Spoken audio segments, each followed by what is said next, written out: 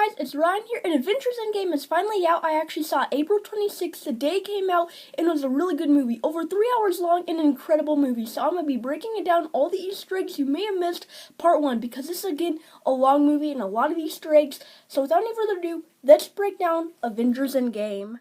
But before we actually break down the Easter eggs you may have missed in Avengers Endgame, huge spoilers for this movie. If you haven't seen Avengers Endgame, what are you even doing on this video? Because there are going to be spoilers involved. So with all out of the way, let's get into our breakdown of Avengers Endgame. Now this movie actually starts off where we actually get to see Hawkeye is now training his daughter of how to actually use the bow and arrow, and when she actually hits the target perfectly, he actually says, "Nice job, Hawkeye," which means he could be passing down the legacy as Hawkeye to his daughter, which has happened in the comics. So then Clint actually gives his daughter a high five for actually hitting all the targets perfectly, and then actually sends her off to retrieve the rest of the arrows, but then she doesn't come back, and then Hawkeye actually realizes that all of his family's actually been snapped away by Thanos. So then we're actually taken to the present, where we actually get to see Tony and Nebula are actually stranded in space, which really isn't surprising because we actually knew that from the Endgame trailers. We actually get to see what they've been doing recently. They're playing these little games of paper football, and in the background you can actually hear some of Star-Lord's music. One of them is actually Dear Mr. Fantasy. So then we actually get to see Tony actually preparing for the worst, as we actually get to see him actually recording these messages for Pepper Potts on his Iron Man helmet, and he actually says, "We've been stranded in space for 22 days. Well, Avengers Endgame is actually the 22nd Marvel film, so it seemed like this is a little Easter egg for that, and he also says, "It's always you," which he has said before in the past many times in the Iron Man films. So after ending the message on his Iron Man helmet, Tony actually passes out because he actually hasn't had a lot of food in him for days, and he's also been using a lot of strength, and he actually doesn't have any more, so he actually passes out because of this, and Nebula finds him, and thinking that he actually doesn't have a lot of time left, she actually settles him into the co-pilot seat to make him feel more comfortable.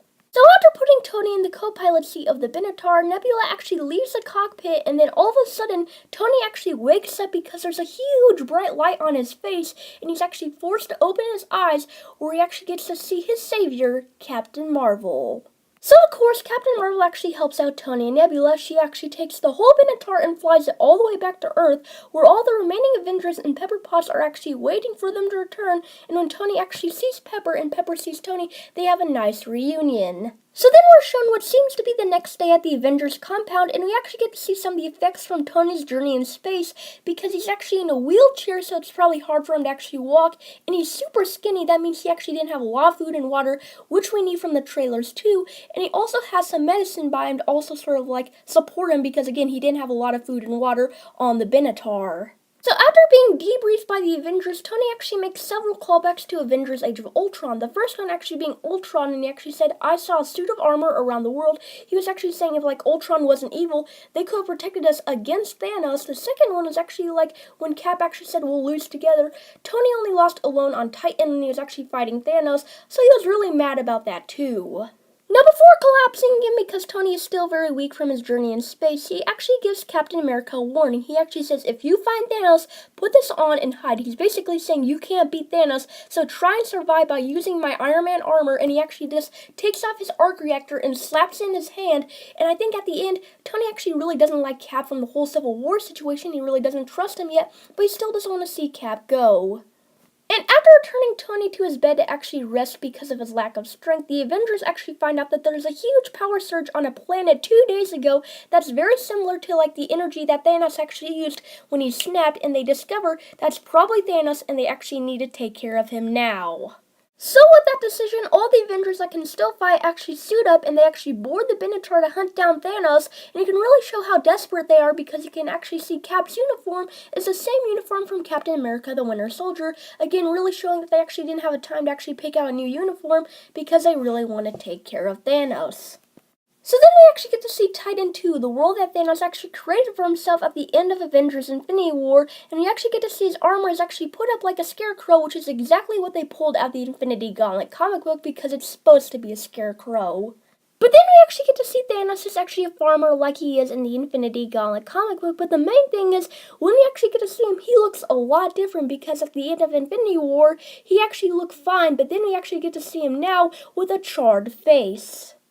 But then the Avengers actually begin their assault on Thanos as the Hulkbuster, War Machine, and Captain Marvel actually dogpile Thanos, while Thor actually comes in with Stormbreaker and actually chops off his arm with the Infinity Gauntlet on it, and they actually question where the Infinity Stones are when they actually see there's no more stones in the gauntlet, and he actually said, I used the stones to destroy the stones, and with no reason, Thor actually just cuts off Thanos' head out of rage. So with the rest of the Avengers actually not expecting this to happen, they are actually asking Thor, what did you just do? And he just said, I went for the head, which is exactly what Thanos said he should have done at the end of Infinity War, right before he snapped. But with all hope lost, all the Avengers actually leave. So then we move 5 years into the future, where we actually get to see that Scott's van containing the Quantum Realm portal is actually in this old warehouse collecting dust until a rat actually climbs onto the control panel and actually opens the Quantum Realm, letting Ant-Man out. So yes, a rat saves Ant-Man. So after leaving the old warehouse, Scott would actually wander around trying to figure out what happened to the world because he was actually in the Quantum Realm when Thanos actually snapped. So he didn't know what happened, and he only found out until he actually found Cassie 5 years older, and I'm guessing like she filled him in.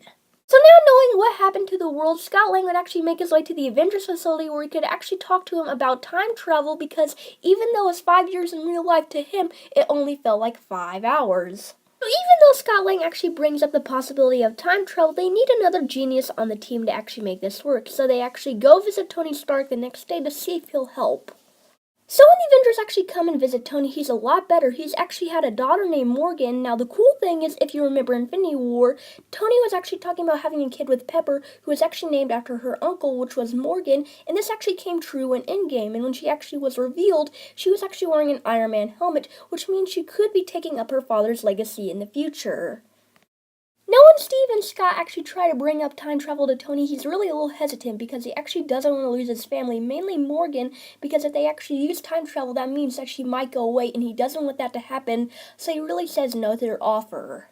So even though Tony actually denies the offer about time travel, Cap actually knows another big brain, and then we're actually introduced to Professor Hulk. Now, I really did like this Hulk in this movie, because it's actually funny seeing, like, Bruce Banner's voice come out of the Hulk's body, and we actually got to learn that, like, Bruce Banner actually stopped looking at the Hulk like a disease, and he actually started looking at him as a cure, and he actually mixed the brain and the brawn together and became Professor Hulk. But when Steve, Natasha, and Scott actually bring up the possibility of actually stopping Thanos before he actually snapped his fingers, Professor Hulk is actually on board, and they actually decide to give it a try. So then they actually get to see Tony is actually washing dishes, where he actually sees a familiar photo with him and Peter Parker, also known as Spider-Man, and he was one of the victims who actually got snapped away. And Tony feels a little guilty because he was supposed to protect Peter, and he didn't, so he's like, maybe we could, like, make this work. Maybe we could try time travel. So then Tony actually makes a 3D model simulation of what a time travel device could look like, and after the model actually being successful, Tony actually stumbles back into a chair because he actually didn't think it would work, and he's super surprised. And if you actually found out about time travel, like you just cracked the code for time travel, wouldn't you stumble back into a chair too? So then the next day, Tony actually comes to the compound where he actually rejoins the Avengers, and he also makes peace with Cap by giving him his original shield back, which has been repaired since Civil War, saying, yeah, I had to get out of the garage or else Morgan was going to go sledding with it, which I thought was funny, and he also presents the new time travel device, which will help the Avengers actually travel back through time. Moving on, you actually get to see Professor Hulk and Rocket actually visit New Asgard. Now, there's several references to Odin here, because in the first Thor movie, we actually got to see Odin actually defeat the frost giants here, and the second one is actually in Thor Ragnarok. When Odin was actually talking about Tonsberg, he was thinking about, think of it as home. This could be Asgard, which was foreshadowing it actually becoming New Asgard in this movie. Of course, in New Asgard, there's not many people because all the people actually living in New Asgard are all the remaining Asgardians from Thor Ragnarok and Infinity War, and the person who is actually leading them is Valkyrie, not Thor, because apparently he only comes out once a month for supplies,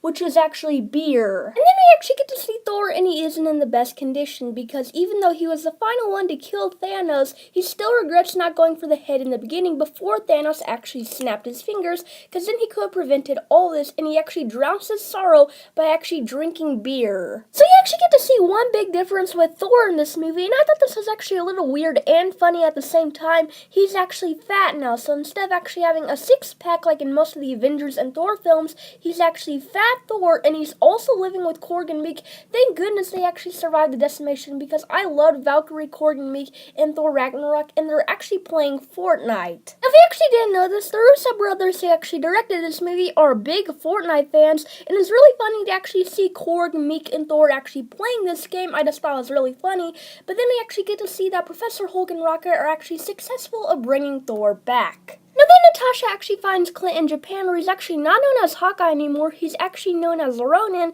and he's actually battling one of the Yakuza bosses, Akihiko, who is actually a villain from the Marvel Comics, but the two of them actually have a pretty cool sword fight in the streets of Japan. Now after winning the sword fight, Natasha actually approaches Clint and actually says that we could actually use time travel, and he really doesn't care at first, but then she actually brings up the possibility of actually bringing his family back, and then he's on board. So with all the Avengers actually reassembled back at the compound, they're ready to try out time travel, but one of the Avengers is actually going to go into the quantum realm to try it out, and no one's sure of who's actually going to be going in until Clint actually volunteers. So then Clint actually goes into the quantum realm, and he actually appears on his family farm before Thanos actually snapped his fingers, and it seemed like time travel has officially worked now. So this test actually being successful, the Avengers actually break down their plan for the time heist by going to different locations in different time periods to actually get the 6 Infinity Stones before Thanos can get his hands on them. So then the Avengers actually suit up in their quantum realm suits and actually head over to the launch pad, and before they actually go into the quantum realm, Captain America actually gives one last speech saying, you know your teams, you know your missions, no do-overs, look out for each other. Then they all put their hands in, and it seems like the thing that's actually below them, like the center of the launch pad, looks like Iron Man's arc reactor, which is actually a little fun Easter egg for him. So guys, we're actually going to be stopping there because this is actually a 3-hour-long movie, and this is actually a lot of Easter eggs to actually break down, so we're going to be doing a part 2 video. We're actually going to be talking about the Infinity Stones some more, and also the final battle, so stay tuned for that, and until next time guys, you're all awesome, hope you have a great day, and I'll see you in part 2 of Avengers Endgame.